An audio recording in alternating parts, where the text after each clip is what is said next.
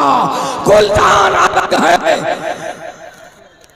मुबाहिला का चैलेंज कर दे जो नामूस के लिए, मुबाहिला का चैलेंज कर दे जो नामूस के लिए। ताजुश्शरिया के दरबार का सलमान अलग है, ताजुश्शरिया के दरबार का सलमान अलग है जितने भी शोरा, बहुत 1 मिनट, है जितने भी शोरा सब गौर से सुन ले। एक नात खा मदीने का हसान अलग है, एक नात खा मदीने का हसान अलग है।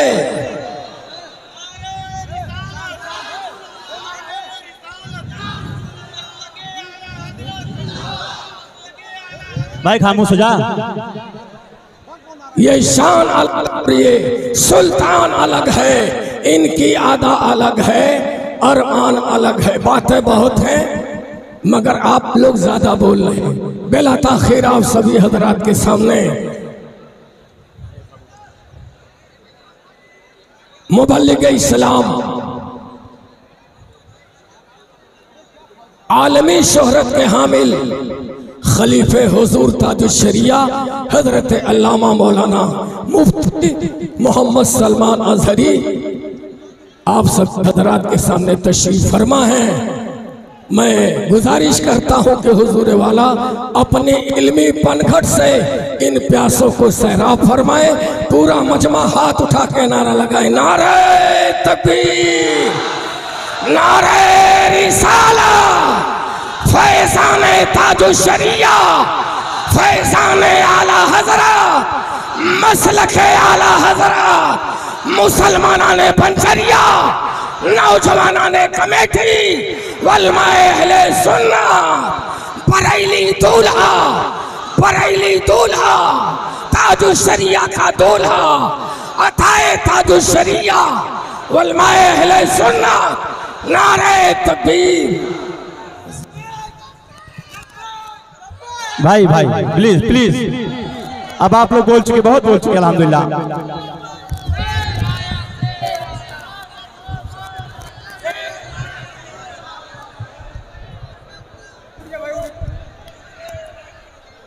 छोड़ दो भाई।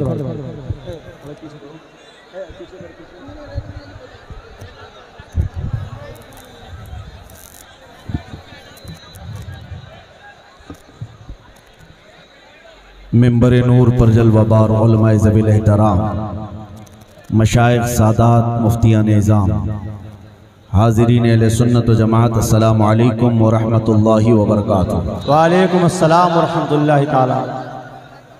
अल्हम्दुलिल्लाह, अल्हम्दुलिल्लाहिल हन्नानिल मन्नान, अल्लज़ी खलक़ल इंसान व अल्लमहुल बयान, वस्सलातु वस्सलामु अला रसूलिही सय्यिदिल इंसी वल जान व अला आलिही व अस्हाबिही ज़िल खैरि वल इहसान, अम्मा बअद।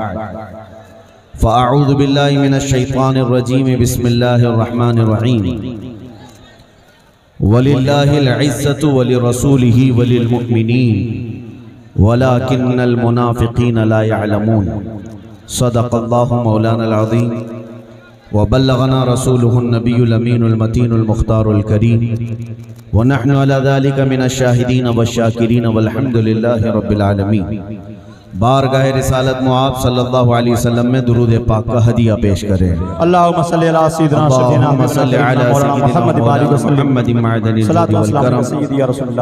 व आलिहि व अस्हाबिहिल किराम व इब्निहिल करीम व बारिक व सल्लिम सलातन दाइमतन सरमदन अबदा। अज़ीज़ान गिरामी वक़ार, आपके इस प्यारे खलीलाबाद में पहली मर्तबा मेरी आमद है। दूर दराज इलाकों से आपके शहर का नाम सुना तो था, लेकिन इस जलसे में आने के बाद एक चीज का एहसास हो रहा है, मुझ जैसा गुलाम रसूल सलाम करे तो मजमा इतनी तेज सलाम का जवाब दे सकता है, तो फिर गुस्ताखे रसूल के खिलाफ कितनी आवाज है। सुभान अल्लाह, वाह, हक है माशाअल्लाह। यकीनन ये दम खम हमेशा तुम्हारे सीनों में बाकी रहे। आमीन आमीन सुम्मा आमीन। मुझे तो यकीन नहीं है कि मैं गोरखपुर के करीब आया हूँ, क्योंकि किसी बाबा ने कहा था कि मौलाना लोगों को ज्यादा भाव देने की आवश्यकता नहीं है। क्या बात है। और आज हमने महसूस किया है तुम्हारा पाला किसी गलत मौलाना से पड़ा होगा। क्या बात है। बेशक जो हकीकत में मेरे मुस्तफ़ा के दामन से वाबस्ता होता है उसे आओ देखो मजमू में। बेशक यकीनन आज भी उम्मत मुस्तफ़ा हकीकी नाइबान रसूल को अपने पलकों पर बिठाती है। बेशक सुभान अल्लाह, हक है। और हकीकत तो ये है कि मेरे मुस्तफ़ा की बात करने वाला दुनिया के जिस चप्पे में जाए अल्लाह उसे इज्जत अता करता है। बेशक हक, क्योंकि कुरान कहता है वलिल्लाहिल इज्जतु वली रसूलिही वलिल मुमिनीन। इज्जत अल्लाह की है, रसूल की है और मोमिनों के लिए है। बेशक थोड़े दिनों के लिए अगर कोई तख्त पर बैठ करके ये समझे कि सारी इज्जत मेरे पास है, ये उस कुत्ते की तरह है जो बैलगाड़ी के नीचे चलता है। हाँ क्या फरमाया हज़रत। उसे ऐसा लगता है कि पूरी बैलगाड़ी मैं चला रहा हूँ। मुहावरा हमने पहले सुना था कि किसी बैलगाड़ी के नीचे कुत्ता चलता है तो उसे ये लगता है कि पूरी गाड़ी मैं चला रहा हूँ। फिर जब गाड़ी आगे गुजर जाती है तब पता चलता है गाड़ी तो बैल चला रहे थे। मेरे अजीजों, जिन लोगों को वक्ती तौर पर तख्त मिले या इज्जत मिले तो उनका हाल यही होता है, उन्हीं कुत्तों की तरह से है। लेकिन हकीकी इज्जत उसकी है जो दामन मुस्तफ़ा से वाबस्ता है। बेशक सुभान अल्लाह। हमने देखा है कि ये मेरे मुस्तफ़ा करीम के गुलाम चाहे उम्र में बूढ़े क्यों ना हो जाएं, वो लाखों जवानों से ज्यादा हसीन नजर आते हैं। माशाअल्लाह, हक है। आज मैं अपना इंट्रोडक्शन सिर्फ इस बात से कराता हूँ, मेरा तारुफ सिर्फ इतना है, जिस जगह पर भी जाएं जो इज्जतें हमें मिलती हैं वो किस बदौलत है। या रसूल अल्लाह, तेरे इश्क की बदौलत मुझे जिंदगी मिली है। माशाअल्लाह, तेरे इश्क की बदौलत मुझे जिंदगी मिली है। मेरी बात बन गई है तेरी बात करते करते। सुभान अल्लाह सुभान अल्लाह। मेरी बात बन गई है तेरी बात करते करते, है जो जिंदगानी बाकी ये इरादा कर लिया है, तेरे मुनकिरों से आका मैं मरूंगा लड़ते लड़ते। सुभान अल्लाह सुभान अल्लाह। अजीज़ान गिरामी वक़ार, आज का ये इजलास एक दारुल उलूम के तलबा की दस्तार बंदी के सिलसिले में मुनाकिद है और इस तरह के जलसे अल्लाह के अजाब को रोकने का जरिया होते हैं। बेशक सुभान अल्लाह। क्योंकि नबी पाक सल्लल्लाहु तआला अलैहि वसल्लम का फरमान आलीशान है, क़यामत के अखीर करीब उलमा उठा लिए जाएंगे और जब तक तुम्हारे दरमियान उलमा होंगे अल्लाह का अजाब नहीं आएगा। जब बाअमल उलमा तुम्हारे दरमियान होंगे अजाब इलाही टलता रहेगा।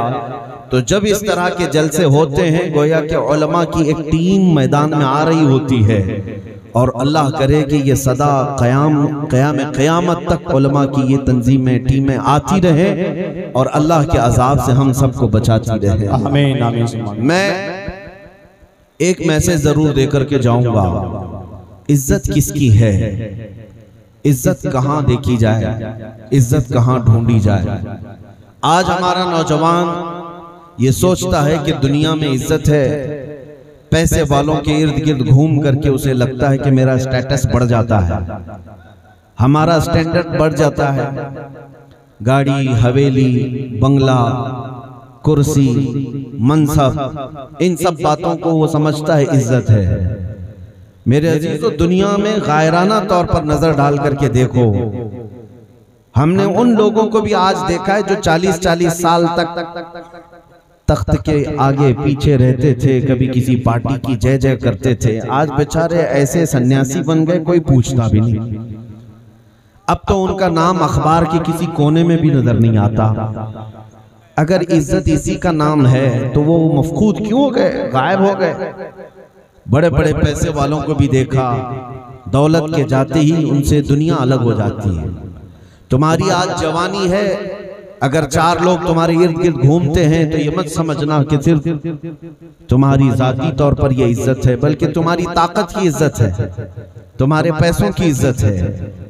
लेकिन हकीकी जो इज्जत मिलती है वो मेरे मुस्तफ़ा करीम के दामन से वाबस्ता होने में मिलती है। और वो इज्जत ऐसी है कि मरकर कब्र में भी जाएं तो अल्लाह तुम्हारा नाम हमेशा जिंदा रखता है। सुभान अल्लाह। आज 100 साल का अरसा गुजरने को आ गया, लेकिन हमारे हर जलसे में इमाम अहले सुन्नत आला हजरत का नारा लगता है। माशाअल्लाह, सुभान अल्लाह। आला हजरत को देखा हुआ यहाँ कोई मौजूद नहीं होगा, यहाँ उनसे मिला हुआ कोई बंदा नहीं होगा, लेकिन उनके नामे पाक पर दिल मचल जाता है, महफिलें गर्म हो जाती है, रौनक बढ़ जाती है। वजह क्या है? यही इज्जत ढूंढो जो नबी का हो गया, अल्लाह उसका नाम हमेशा जिंदा रखता है। सुभान अल्लाह। सिर्फ नाम ही नहीं, कलाम भी जिंदा रखता है। इसीलिए मेरे अजीजों, हमने देखा है बहुत सारे गुस्ताख आए और चले गए, उंगलियों में तुम उन्हें गिन सकते हो, उनकी गुस्ताखियां किसी को याद नहीं। मुझे बताओ, अबू जहल गुस्ताख तो था, लेकिन क्या गुस्ताखी करता था? अबू लहब गुस्ताख था, लेकिन क्या करता था? नोट करके किसी ने महफूज नहीं रखा। उतबा शैबा गालियां तो देते थे, लेकिन क्या कहते थे मेरे मुस्तफा को, ये कहीं महफूज नहीं। हर जमाने में इस तरह के भौंकने वाले आते रहे, लेकिन उनकी गुस्ताखियां महफूज नहीं। लेकिन जिसने मेरे मुस्तफा की शान बयान की, उनका नाम भी महफूज है और कलाम भी महफूज है। 14 सदियां गुजर गई हस्सान बिन साबित को भी, लेकिन उन्होंने दरबार मुस्तफा में जो कहा था, वह अहसनु मिन कलम तरक़त आइनी व अजमलु मिन कलम तलिदिन निसाउ खुलिक़त मुबर्रअन मिन कुल्लि ऐबिन कअन्नका क़द खुलिक़त कमा तशाउ। ये हस्सान बिन साबित के कहे हुए जुमले आज भी महफूज हैं। हर बच्चा जो दारुल उलूम से वाबस्ता होगा या अरबी दानी उसे आती होगी, वो अशआर याद रखता है, जिसमें हस्सान बिन साबित ने कहा था, या रसूल अल्लाह, आपसे ज्यादा हसीन मेरी आंखों ने देखा नहीं है, आपसे ज्यादा खूबसूरत किसी माँ ने जना ही नहीं। आपको अल्लाह ने हर ऐब से पाक पैदा किया है, जैसे आपकी मर्जी थी। हस्सान बिन साबित का जुमला भी महफूज है, उनका नाम भी महफूज है। सदियां गुजर गई, सादी शिराजी ने कहा था, बलगल उला बि कमालिही कशफत दुजा बि जमालिही हसनत जमीउ खिसालिही सल्लु अलैहि व आलिही। मेरे मुस्तफा की शान जिन्होंने बयान की, अल्लाह करीम ने उनकी हर अदा को भी महफूज रखा है, उनके कलाम को महफूज रखा है। यही इज्जत मैं आपके सामने अर्ज करना चाह रहा हूँ। अगर हमेशा की इज्जत चाहते हो तो दरबार मुस्तफा की तारीफ शुरू करो, उनकी वफा करना शुरू करो, फिर देखना मौला यहाँ पर भी इज्जत अता करता है और आखिरत में भी इज्जत अता करेगा। सादी शिराजी ने कहा, और अल्लामा अब्दुल रहमान जामी को पूरी दुनिया में याद रखते हैं, अगरचे उनकी जुबान सबको पता नहीं है, फारसी जुबान के मालिक थे, लेकिन कलाम हर कोई गुनगुनाता है और अपने अंदर इश्क महसूस करता है। तनम फरसूदा जा पारा ज़हिजरा या रसूल अल्लाह, दिलम पशमुर्दा आवारा ज़इसिया या रसूल अल्लाह, चुसूए मन गुजर आरी मने मिस्कीन नादारी फिदाए नक्श नालैनत कुनम जा या रसूल अल्लाह। या आशिकों की जुबान में बोल रहा हूं मेरे अजीजों। और देखें, हाफिज शिराजी ने कहा था, या साहिबल जमाल व या सय्यिदल बशर मिन वजहिकल मुनीर लक़द नुव्विरल कमर ला युमकिनु सनाउ कमा कान हक़्क़ुहु बादस खुदा बुजुर्ग तुई किस्सा मुख्तसर।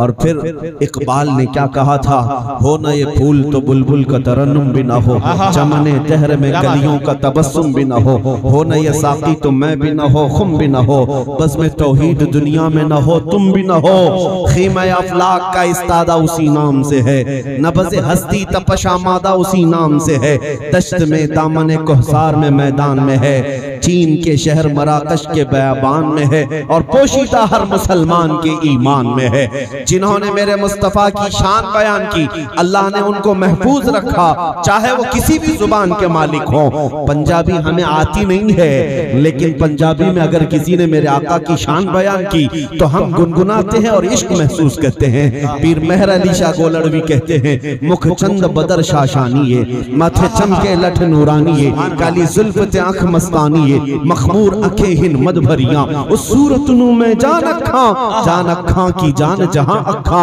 सच अखा रब दी शान अखा, उस शान तो शाना सब नबिया। सुभान अल्लाह मा अजमलका मा अकमलका मा अहसनका, किथे मेहर अली किथे तेरी सना, गुस्ताख अखे किती जारियां। सारे शायरों ने जो मदह की है मेरे मुस्तफा की। फिर आखिर में बरेली का हसन पुकारता है, वो कमाल हुस्न हुजूर है कि गुमान नक्श जहां नहीं, यही फूल खार से दूर है, यही शम्मा है कि धुआं नहीं। या रसूल अल्लाह तेरे आगे यूं हैं दबे लचे फुसहा अरब के बड़े बड़े, कोई जाने मुंह में जुबान नहीं बल्कि जिस्म में जान नहीं। अगर जालिम कुत्ते मेरे आका की शान में भौंकते हैं तो नबी पाक की शान में एक नुक्ता बराबर भी नक्स नहीं आएगा। ऐ दीवानों सुनो, तारों से ज्यादा तादाद में मेरे आका के चाहने वालों ने अपनी मदह रकम की है। अर्ज करते हैं दुनिया वाले क्या कहते हैं, इससे मुझे क्या गरज है।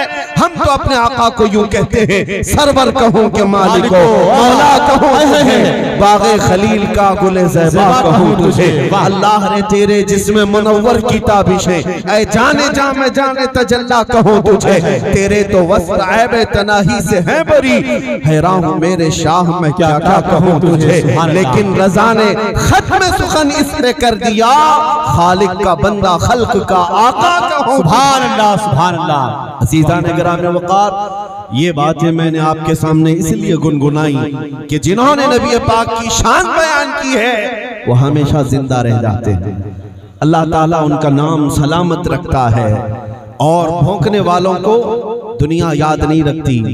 आज जो हुजूर पाक सल्लल्लाहु ताला अलैहि वसल्लम की शान में कुछ तौहीन या गुस्ताखियां हो रही हों, ये आप आज याद रख रहे होंगे, कल के छोटे बच्चों को उठाकर पूछना उन्हें याद भी नहीं रहेगा, ना उन्हें पता भी नहीं रहेगा, क्योंकि मौसम में कुछ कीड़े आते हैं और मौसम के साथ कीड़े भी जाते हैं। हक है, बेशक मौसम के साथ आते हैं और मौसम के साथ जाते हैं। लेकिन आपसे मैं ये कहना चाहता हूँ, कीड़ों के ज्यादा फड़फड़ाने से तुम्हें घर छोड़कर तो नहीं भागना चाहिए। घर छोड़कर के अक्लमंद कोई भागता नहीं है। बारिश के सावन के मौसम में कुछ कीड़े खास तौर पर आते हैं और बड़े परेशान करते हैं। तो आप क्या करते हैं घर में, या तो स्प्रे मारते हैं या तो मौसम के जाने का इंतजार करते हैं। दो में से काम करें। लेकिन वो बेवकूफ है जो अपना घर छोड़कर भागेगा। इसी को मैं आपके सामने कहता हूं, कुछ कीड़े अगर आज फड़फड़ा रहे हैं तो तुम अपना दीन छोड़कर कभी इधर उधर ना हटना, ना अपने मुस्तफा की शरीयत पर कोई समझौता करना, बल्कि तुम इस बात को याद रखो, कुछ देर की खामोशी है फिर शोर आएगा। क्या बात है, कुछ देर की खामोशी है फिर शोर आएगा। आज कुत्तों का वक्त है, कल हमारा दौर आएगा। बेशक, सुभान अल्लाह। इंशाअल्लाह हम इस बात से नाउम्मीद नहीं है, नाउम्मीद नहीं है। हमें हमारे नबी पाक पर अपनी जान से ज्यादा यकीन है। उनके फरमान पर हमें पूरी कायनात में सबसे ज्यादा भरोसा है। जब रसूल करीम सल्लल्लाहु ताला अलैहि वसल्लम ने इरशाद फरमाया है, क़यामत के करीब हर घर से इस्लामी परचम लहराएगा, वो वक्त आना है। क्योंकि कुरान भी कहता है, हुवल्लज़ी अरसला रसूलहु बिल हुदा व दीनिल हक़ लियुज़हिरहु अला दीनि कुल्लिही। अल्लाह ने फरमाया वो रब है जिसने रसूल आपको दुनिया में भेजा है ताकि ये दीन पूरे के पूरे तौर पर गालिब करे। अब तक ये दीन पूरी दुनिया में गालिब नहीं, हुजूर के जमाने से लेकर आज तक। लेकिन एक वक्त आएगा जब इस आयत पर पूरा अमल होगा, पूरा अमल होगा। कायनात में अगर कोई घर पुकार रहा होगा जिससे आज तुम चिढ़ते हो, नफरत करते हो, इंतजार करो कि एक वक्त आएगा हमारा हर बच्चा कहेगा लब्बैक या रसूल अल्लाह, लब्बैक या रसूल अल्लाह पुकारेंगे। वो वक्त आना है। लब्बैक लब्बैक लब्बैक या रसूल अल्लाह, लब्बैक लब्बैक लब्बैक या रसूल अल्लाह, लब्बैक लब्बैक लब्बैक या रसूल, मिलकर बोले लब्बैक लब्बैक लब्बैक या रसूल अल्लाह, लब्बैक लब्बैक लब्बैक या रसूल अल्लाह। सुभान अल्लाह। मेरे अजीजों, इज्जत इसी मैदान में है, इज्जत मेरे मुस्तफा के कदमों में है। और यहां से भाग करके तुम कहां जाओगे? आला हज़रत फाज़िल बरेलवी को सुनो, फरमाते हैं बखुदा खुदा का यही है दर, नहीं और कोई मफर मखर। मफर मखर का मतलब क्या है? मफर कहते हैं भागने की जगह और मकर कहते हैं ठहरने की जगह। इमाम अहले सुन्नत फरमाते हैं मेरे मुस्तफा को छोड़ोगे तो न भागने की जगह न ठहरने की जगह है। कहां जाओगे? कहां जाओगे? इस पूरी कायनात में जहां जाओगे मेरे मुस्तफा की मुस्तफाई है। और मरकर कब्र में जाओगे तब भी फरिश्ते छोड़ेंगे नहीं। आखिर में वही आकर के अटकोगे, पूछेंगे फरिश्ते तुमसे कि बता इनके बारे में क्या कहता था। हक है, पहुंचना तो वही है। और अगर कब्र से निकलकर सोचते हो हशर में सिवाय उनकी शफाअत के क्या होना है, सुनते हैं कि महशर में सिर्फ उनकी रज़ाई। बल्कि मतला में ये शक क्या था, वल्लाह रज़ा वल्लाह, सिर्फ उनकी रज़ाई है, सिर्फ उनकी रज़ाई है। हुज़ूर पाक सल्लल्लाहु तआला अलैहि वसल्लम को छोड़कर कहां जाओगे। इज्जत यही है मेरे अजीजों। इसी को आला हज़रत फाज़िल बरेलवी रहमतुल्लाह तआला अलैह का एक जुमला, मैं उसी पर पूरी गुफ्तगू समेटता हूं और तकरीबन जहां सुन्नी आबाद होंगे ये जुमला उन्हें खुद याद होगा। मैं आधा जुमला बोलता हूं और आप तो उलमा के शहर में रहते हैं और वो भी आला हजरत के आशिकों का है माशाअल्लाह, बरेली से जो रिलेटेड है अल्हम्दुलिल्लाह। मैं पूछता हूं, आला हजरत ने फरमाया वो जो न थे तो, वो जो ना हो तो कुछ ना हो। ये हर सुन्नी को पता है, अगरचे शेर है लेकिन हर सुन्नी को पता। वो जो ना हो तो कुछ ना हो, वो जो ना हो तो कुछ ना हो, इसका मतलब क्या है? हमारी जिंदगी में वो जो ना हो तो, और कब्र में भी वो जो ना हो तो, हश्र में भी वो जो ना हो तो, जान है वो जहान की, जान है वो जहान की, और जान है तो जहान है। वाह वाह अजीज़ान गिरामी, इस बात को समझ लो, हमारी जिंदगी का उन्वान मेरे मुस्तफा की जात है। हमारी जिंदगी का हर बाब वहीं जाकर मुकम्मल होता है जहां दरे मुस्तफा नजर आए। हमारी जिंदगी का खुलासा हुजूर पाक का इश्क है। अल्लामा इकबाल कहते हैं, इकबाल ने ये कहा है, आबरूए मां सनामे मुस्तफास्त, हम सब की इज्जत व आबरू मुस्तफा के नाम से वाबस्ता है। हर चे दरी दुनिया बादे मुस्तफा, जो कुछ भी इस दुनिया में है वो मुस्तफा के बाद है। सारे रिश्ते नाते ये सब हुजूर के बाद हैं। इज्जत इन्हीं कदमों में है। अजीज़ान गिरामी वक़ार, आपको याद होगा जब बिलाल हबशी को मक्का वाले पकड़कर जुल्म किया करते थे और इतना मारते थे कि उनकी पीठ का गोश्त गल गया था। गरम सिल उनके सीने पर रखी जाती, उनके पैर में रस्सी डालकर मक्का के औबाश और बदमाश लड़के खींचा करते थे, अंगारों पर उन्हें दहका करके सुलाया जाता था। ये सब मशक्कतें उठाई, लेकिन जब बिलाल हबशी आजाद हुए अपने उस जालिम काफिर की गुलामी से, मेरे मुस्तफा करीम सल्लल्लाहु तआला अलैहि वसल्लम के कदमों में आ गए। सुनो, हजरत बिलाल हबशी जब नबी पाक सल्लल्लाहु तआला अलैहि वसल्लम के दरबार में रहने लगे, एक बार की बात है, हजरत अबू जर, वो भी सहाबी हैं, नबी पाक सल्लल्लाहु तआला अलैहि वसल्लम के दोनों सहाबी। अबू जर, हजरत अबू जर ने बिलाल हबशी को तकरार में, बहस में सिर्फ इतना कह दिया, काली औरत के बेटे। किसी को अगर सख्ती से इस तरह का जुमला कह दिया जाए तो क्या होता है? आप तो सुबह शाम गालियां लोगों को दे देते हैं, लेकिन मेरे अजीजों याद रखो, हुजूर सल्लल्लाहु तआला अलैहि वसल्लम की हदीस है, सिबाबुल मुस्लिमी फुसूकुन, मुसलमान को गाली देना फिस्क है, गुनाह है। हजरत बिलाल को जब इतना कहा तो हजरत बिलाल जाकर के हुजूर सल्लल्लाहु तआला अलैहि वसल्लम की बारगाह में अर्ज करते हैं, आका अबू जर ने मुझे काला कहा। वो थे तो काले, हबशा के रहने वाले, काला रंग था। कहा कि अबू जर ने मुझे कहा काली औरत के बेटे। नबी पाक सल्लल्लाहु तआला अलैहि वसल्लम इतने जलाल में बाहर तशरीफ लाए, कहाँ है अबू जर?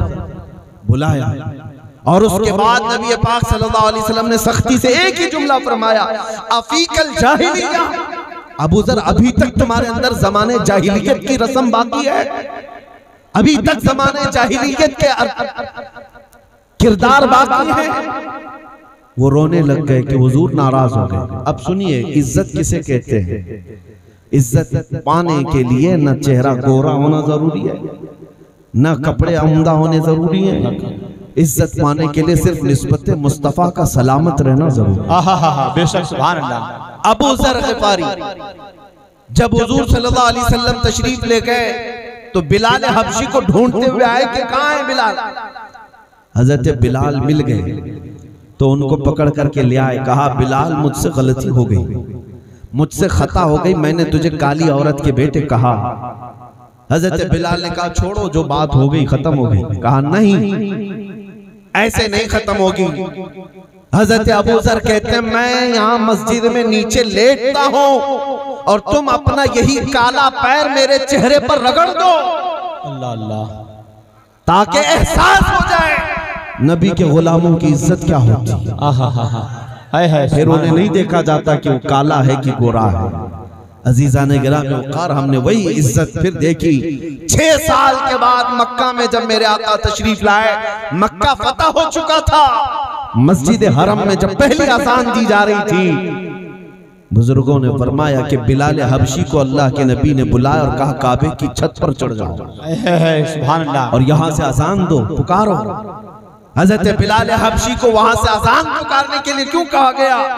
हमारा विजदान ये कहता है ताकि पूरी दुनिया को ये पता चले, जो मुस्तफ़ा की मोहब्बत में जख्म खाता है अल्लाह उसे काबे के ऊपर पहुंचाता है। सुभान अल्लाह, सुभान अल्लाह। गुलामी मुस्तफ़ा में हमने ये इज्जत देखी है। दुनिया में इज्जत तो है ही है, आखिरत की इज्जत अभी देखनी बाकी है। अर्श हक है मसनद रिफात रसूलुल्लाह की, देखनी है हश्र में इज्जत रसूलुल्लाह की।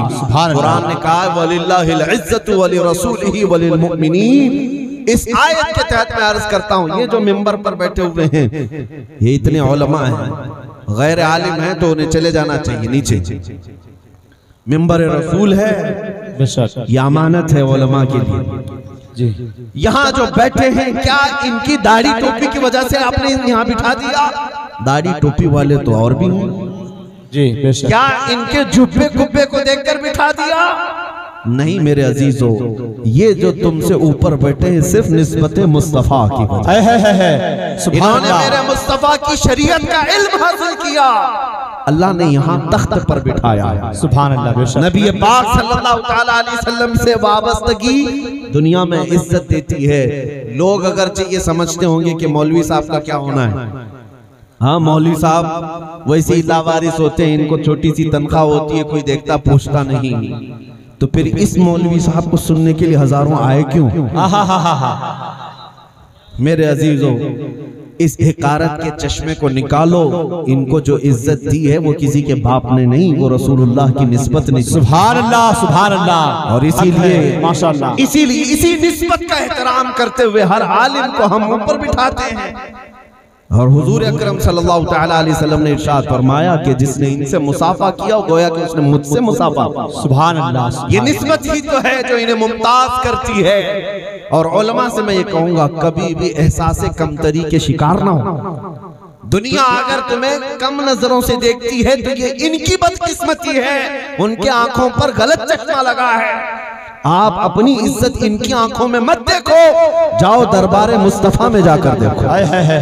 नबी पाक सल्लल्लाहु अलैहि वसल्लम की बारगाह में सच्चे दिल से हाजिर होकर देखो, नबी पाक तुम्हें कैसे एजाज बख्शते हैं। इमाम अहमद बिन हम्बल 4 बड़े इमामों में से एक इमाम है जिनको 5 लाख हदीसें याद थी। सुभान अल्लाह, सुभान अल्लाह। यह उलमा की महफिल है, मैं आपको अर्ज कर रहा हूँ तवज्जो से। उलमा का भी अपना एक किरदार है, कैरेक्टर है, और उनकी एक जिम्मेदारी है कि वो हमेशा हक बोलने का वादा करके आए अल्लाह से। कुरान में वइज़ अख़ज़ल्लाहु मीसाक़ल लज़ीना उतुल किताब लतुबय्यिनुन्नहु लिन्नास वला तक्तुमूनहु।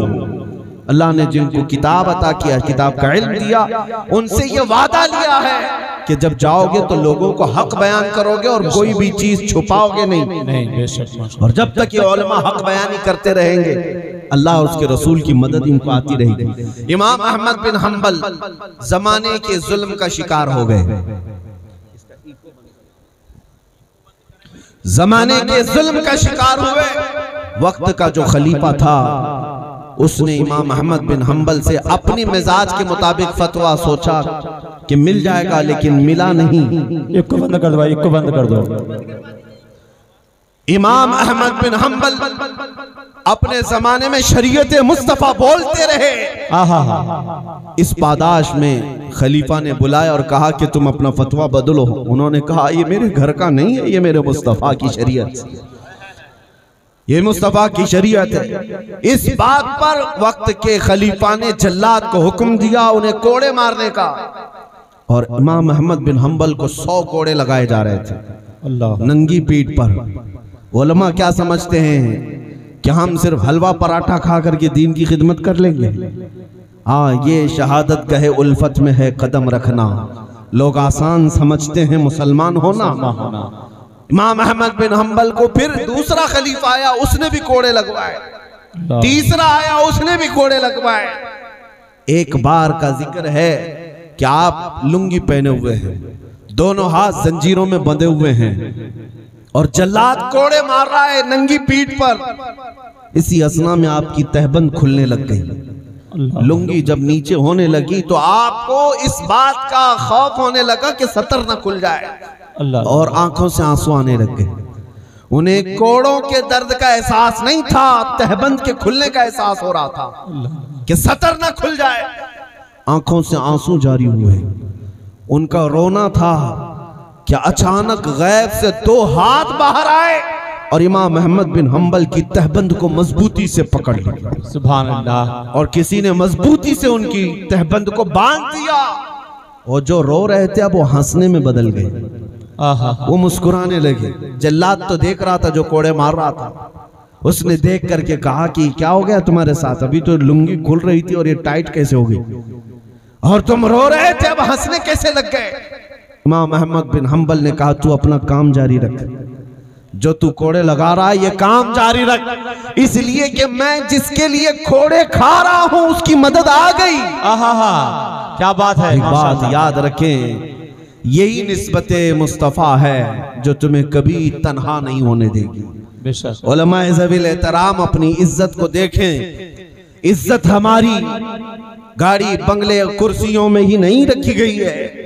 नबी पाक सल्लल्लाहु ताला अलैहि वसल्लम की निस्बत से अल्लाह ने बहुत मुमताज किया है, और अल्लाह दुनिया भी अता किया हलाल तरीके से, तो फबीहा नहीं है तो कोई हर्ज नहीं। तुम्हारा सारा हिस्सा आखिरत में रखा गया है, आखिरत में रखा गया है।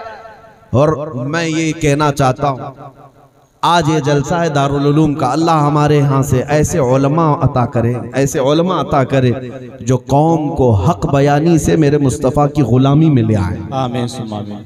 अज़ीज़ान गिरामी वक़ार, एक बात याद रखना कि तुम भी उलमा से दूर ना हो, इसलिए कि जालिमों का यही हर जमाने में प्लान रहा है कि लोग दीन से दूर कैसे हो सकते हैं। पता है, यहाँ की एक कट्टरवाद तंजीम हमारे इंडिया की स्पेन गई थी। ये क्या तरीका है? अगर आप थक गए हैं तो मैं खत्म कर देता हूं। तो सुनने का मिजाज इस तरह नहीं होता, ये महफिल रसूल है, इसका अदब ऐसे हो, आपका तसव्वुर ये होना चाहिए। मैं बताता हूं तसव्वुर कैसा हो जलसे में बैठने का। पता नहीं रिवायती जलसों में ये तरीक़ेकार किसने अपनाया कि तुम पान खाते रहो, गुटखा खाते रहो, इधर उधर की गप्पें लगाते रहो। नहीं मेरे अजीजों, ये महफिल रसूल है, ये मिंबर रसूल है। तसव्वुर क्या होना चाहिए जलसे में बैठने के वक्त? वो आएंगे, आते होंगे, अभी आएंगे, वो आएंगे, आते होंगे, अभी आएंगे, यही सोच के हमने महफिल को सजा रखा है। और हवा का मौसम बता रहा है वो जुल्फ अपनी लहरा रहे हैं, सवारी तैबा से चल पड़ी है, हुजूर तशरीफ ला रहे हैं। सुभान अल्लाह। इस तसव्वुर के साथ बैठो, तुम्हारे दिल में भी अदब हो और जिस्म में भी अदब हो। बहरहाल एक बार दुरूद पाक पढ़ें। अल्लाहुम्मा सल्ली अला सय्यिदिना शफीना अल्लाहुम्मा सल्लि व सल्लिम अला सय्यिदिना मुहम्मद व आलिहि व अस्हाबिहि व बारिक व सल्लिम सलातन दाइमतन सरमदन अबदा। यही चीज़ तो ख़राब किया जा रही है ना। एक पानी की बोतल पर पूरा उधर तुम मुतवज्जो हो जाओगे तो कल को ये पार्टियां जो बोलती हैं हम 100 रुपये में इनको अपनी पार्टी में ले लेंगे, 200 में वो पार्टी वाला ले लेगा।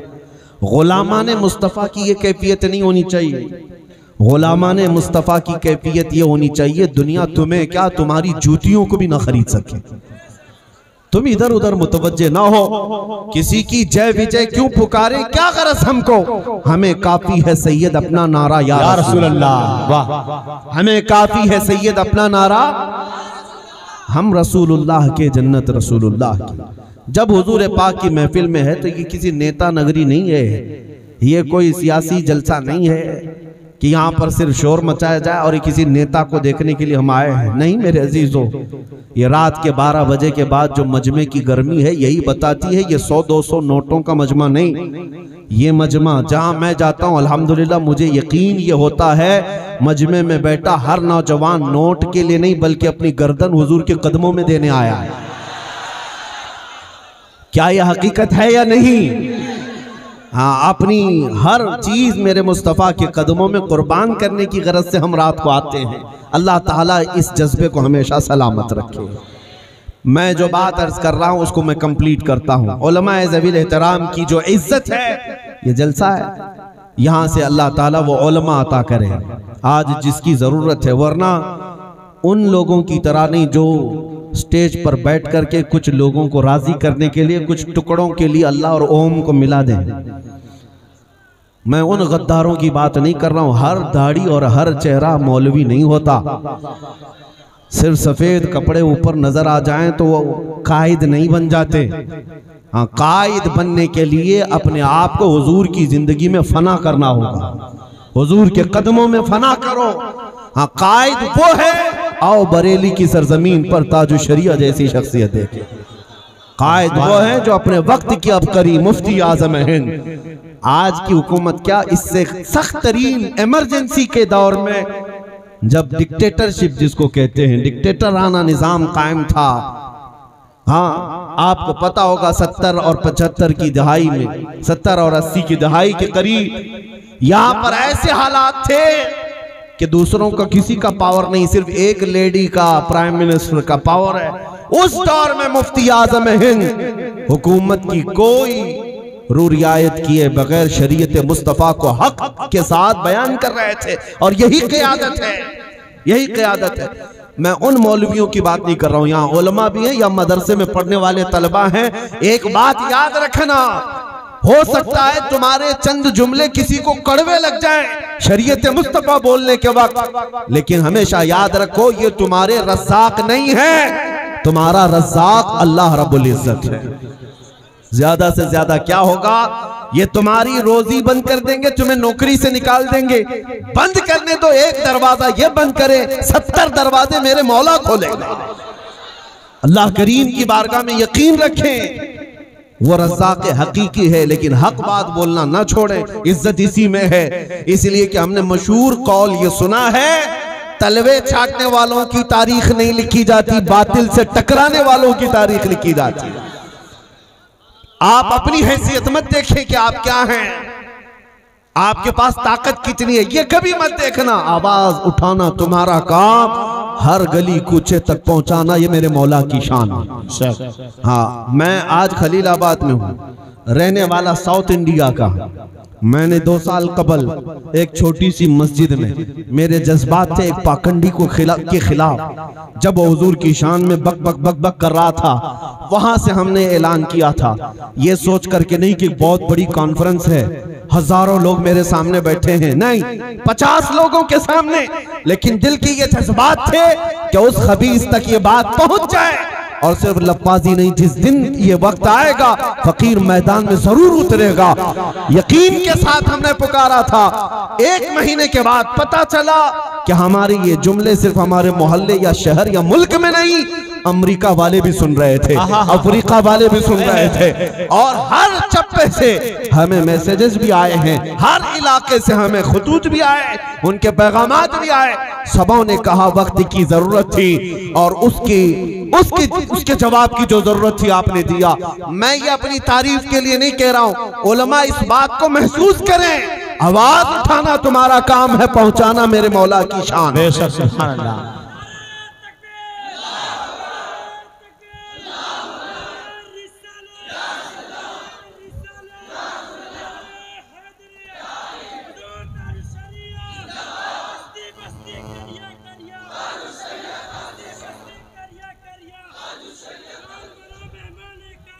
सुभान अल्लाह। मेरे अजीजों, आज के हालात से खौफजदा होने की क्या जरूरत है? ये हालात कोई नए नहीं है हमारे लिए, बरसों से हमारी तारीख यही है। मैं अक्सर ये कहा करता हूं, नौजवानों तुम घबराते हो, कुछ कीड़े मकोड़ों को देख करके कि अब तलवारें लहरा रहे हैं, चाकू लहरा रहे हैं, हथियार दिखा रहे हैं, तुम उन्हें क्यों नहीं कहते कि तुम उन्हें तलवारें दिखा रहे हो जो 1400 साल से करबला सुनते आ रहे हैं? हमारी तारीख में करबला भी है, बदर भी है, ओहद भी है। हम उनके असलाफ हैं, हम उनके वारिसीन हैं जो उन असलाफ के। डर और खौफ तुम्हारे दिल में क्यों आने लग गया? दर हकीकत दुनिया की मोहब्बत तुम्हारे अंदर ज्यादा आ गई, इसलिए मेरे अजीजों। वरना आला हज़रत तो यूं कहते हैं, खौफ ना रख रजा जरा, तू तो है अब्दे मुस्तफा। खौफ ना रख रजा जरा, तू तो है अब्दे मुस्तफा। तेरे लिए अमान है, तेरे लिए अमान है। अल्लाह की कुदरत पर यकीन रखो, जब तक तुम्हारी जिंदगी बाकी है बाल भी नहीं निकाल सकती, और अगर हमारी मौत मंजूर है तो मच्छर और चूंटी से भी हम मर सकते हैं। यही कुदरत इलाही है। अल्लाह की कुदरत पर यकीन रखो। मैं एक और बात अर्ज करता हूँ, उलमा की जो इज्जत है वो रसूल पाक के दरबार से वाबस्ता है, और उलमा को अपना किरदार आज भी अदा करना चाहिए। मुझे हैरत होती है, आज चंद लोगों को राजी करने के लिए बेचारे दाढ़ी टोपी सब रख करके धर्म संसद करके अपना दीन भी बेच दिया, ईमान भी बेच दिया, न जाने क्या क्या कह दिया। लेकिन अकबर जैसे डिक्टेटर का जमाना है, अखंड भारत पर एक ही बादशाह की हुकूमत है, लाखों फौज है उसके पास। उस बादशाह के दिमाग में क्या खुमार सवार था, उसने तो पूरा दीन बदलने का ऐलान कर दिया। कहा कि अब मुस्तफ़ा करीम सल्लल्लाहु अलैहि वसल्लम का दीन नहीं, मेरा दीन चलेगा। उसने दीन को एक नया मिक्सचर अंदाज में पेश किया, दीन इलाही उसका नाम रखा। उसमें होगा क्या, मस्जिदों से अजान नहीं सीप बजाई जाएगी, मिंबरों पर मूर्तियां भी रखी जाएंगी, नमाज भी पढ़ी जाएगी। ये दीन इलाही का निजाम ऐलान कर दिया। जो तलवे छाटने वाले थे वो हा हू करते हुए उनके पीछे तो चलने लग गए, लेकिन हर जमाने में तलवे छाटने वाले नहीं होते। अकबर की ताकत अपनी जगह, उसकी फौज की कुव्वत अपनी जगह, उसका रौब दबदबा अपनी जगह, लेकिन उसी जमाने में एक मर्द कलंदर अहमद फारूकी मुजद्दिद अल्फसानी को अल्लाह ने जिंदा फरमाया, खड़ा किया, और उस मुजद्दिद अल्फसानी ने खड़े होकर के ऐलान किया, इस्लाम नाम पर इस जमीन पर कोई दीन बाकी रहेगा तो सिर्फ मोहम्मद रसूलुल्लाह का होगा। कोई दूसरा दीन जिसको तुम आकर के मिक्स कर दोगे ऐसा नहीं चलने वाला है। क्या मुजद्दिद अल्फसानी को नहीं मालूम था कि कौन सी ताकत सामने है?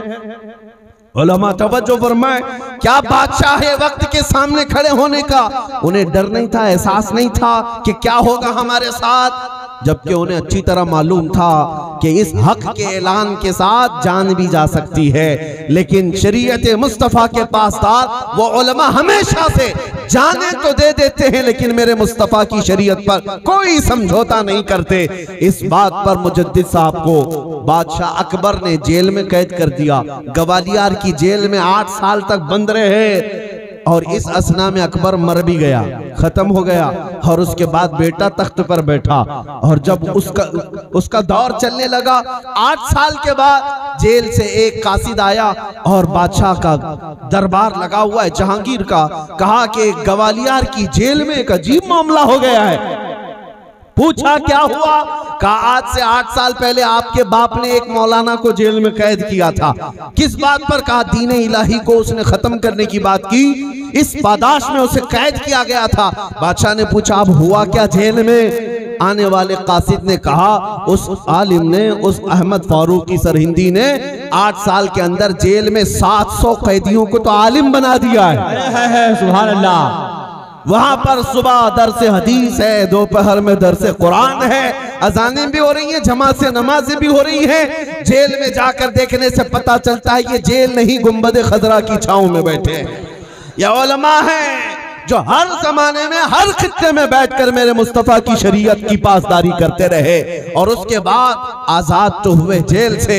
लेकिन मुझे बताओ, क्या अकबर ने हमारे इस पाकीज़ा दीन का खात्मा कर दिया था? अपनी ताकत के बलबूते इस दीन को खत्म कर दिया? नहीं हुआ। अकबर तो अकबर है, उससे पहले चंगेज भी आया है, हलाकू भी आया है, बड़े बड़े जालिम आए और इस दरख्त को नोच करके इसके पत्ते उखाड़े, इस इस्लाम के दरख्त की टहनियां काट दी, लेकिन दुनिया जानती है जितना इस दरख्त को काटा जाता है इसकी हरियाली कभी कम नहीं होती। इस्लाम तेरी नब्ज न डूबेगी हश्र तक, तेरी रगों में रवां खून है चार यार का। हमने देखा इन जालिमों के दबाने से कभी दबा नहीं। उसकी एक वजह यही है कि उलमाए हक हर जमाने में रहे। अल्लाह करीम हमारे जमाने में भी उलमाए रब्बानीयीन जो हक बोलने वाले हैं उनकी क़ियादत हमारे सरों का ताज बनाए। अल्लाह उनको सलामत रखे। अजीज़ान गिरामी वक़ार, इन्हीं उलमा की इज्जत दुनिया में भी है और आखिरत में भी है। बाकी जो तलवे छाटने वाले हैं उनके बारे में इमाम गजाली ने सच लिखा है, सच लिखा है। वो मौलवी जो दुनिया वालों को राजी करने के लिए खुशामदी करता है, चापलूसी करता है, ये सेठ साहब राजी रह जाएं, हाँ फला नेताजी राजी रह जाएं, ये राजी हो जाएं तो मेरा भी घर चलेगा, पेट भी चलेगा। उसके बारे में इमाम गजाली ने फरमाया, ऐसा आलिम उस मक्खी से ज्यादा गलीज है जो पखाने पे बैठती है। वो अपना दीन लेकर के किसको बेचने चला गया?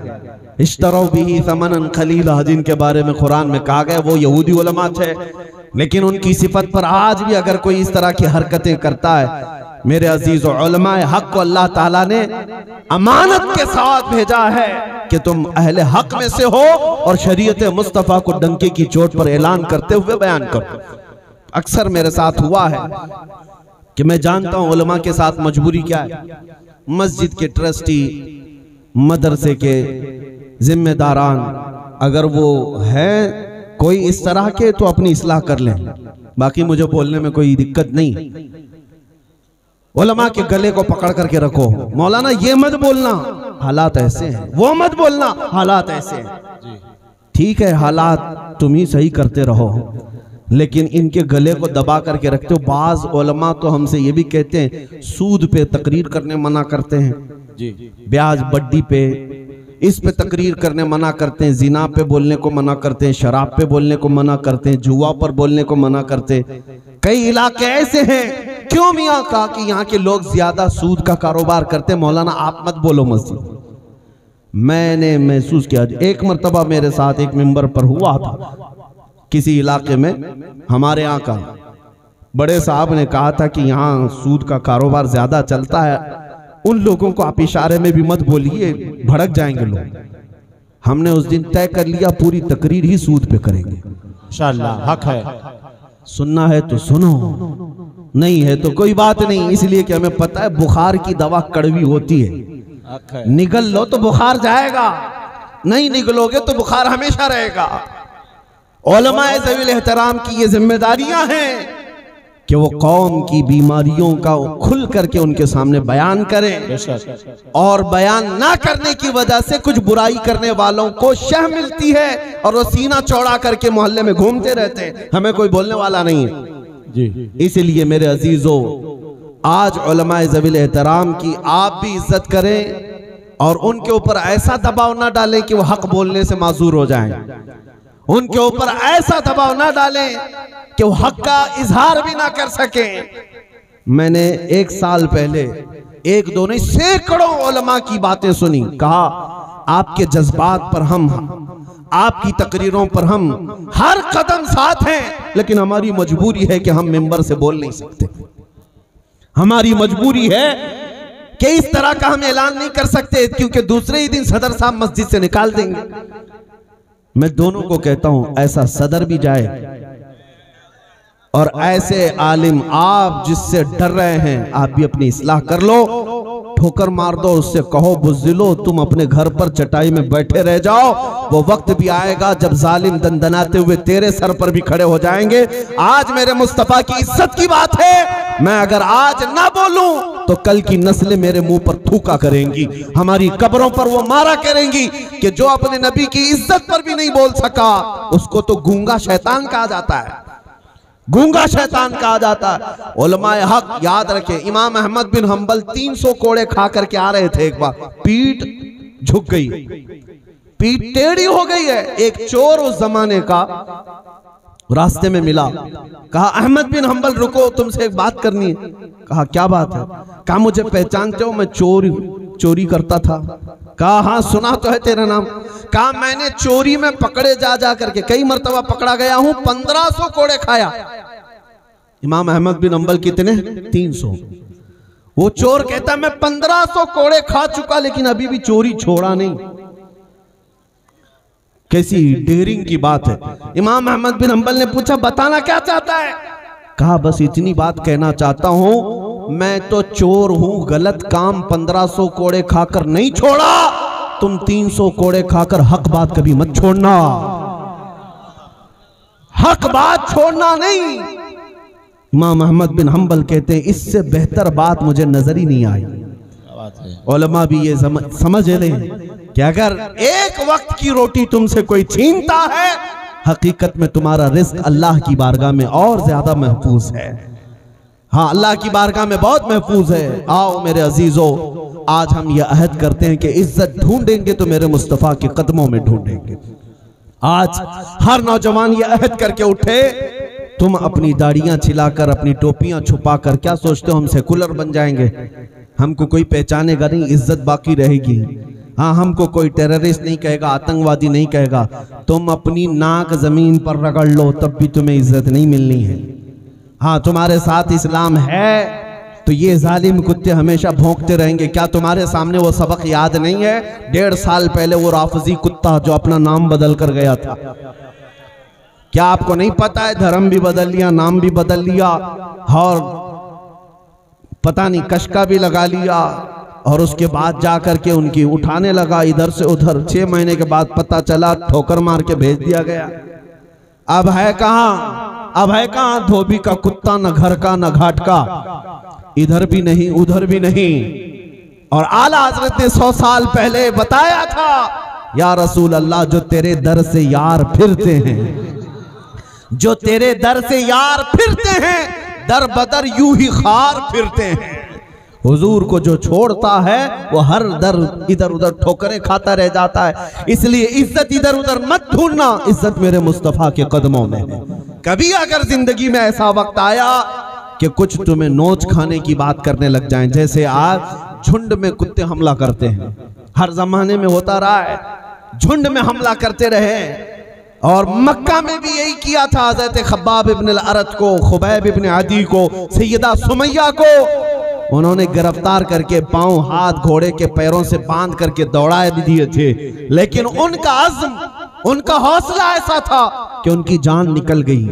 उन जालिमों की मॉब लिंचिंग में उनकी जान निकल गई, लेकिन आखिरी जुमला भी उनकी जुबान पर अल्लाहु अहद, अल्लाहु अहद ही था।